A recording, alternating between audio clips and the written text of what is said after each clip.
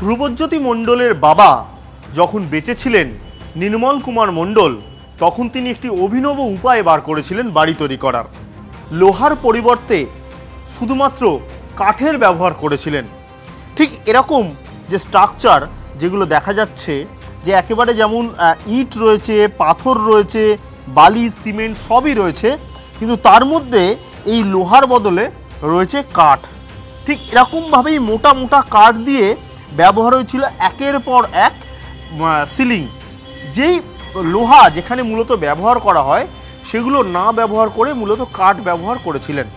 কিন্তু এই কাঠগুলো নিয়ে আসা হয়েছিল অনেক দূর থেকে, কখনো কখনো সুন্দরবন, কখনো কখনো ক্যানিং, এরমটাই জানা যাচ্ছে। মূলত এই দূর থেকেই নিয়ে আসা হয়েছিল এই কাঠগুলো।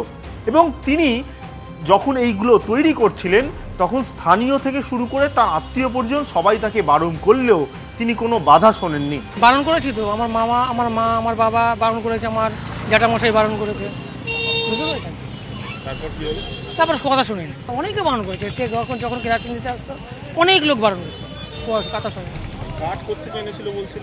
ও কোথায় ক্যানিং ফ্যানিং কোথা থেকে, মানে কোন সুন্দরবন থেকে এনেছে, মাকে গল্প দিত।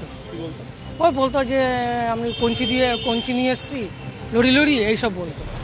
কেন? ওই বাড়ি করার জন্য।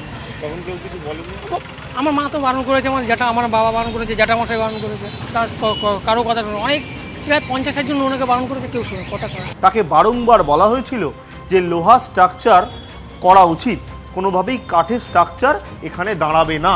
কিন্তু তারপরেও তিনি কারোর কথা না শুনে তিনি তার মতোই কাঠের স্ট্রাকচার বানিয়ে গেছিল, যার পরিণতি একটা 3তলা বাড়ি পুরোপুরি ভেঙে পড়ল। ক্যামেরায় দীপঙ্কর জানার সঙ্গে সুশোভন ভট্টাচার্য, TV9 বাংলা।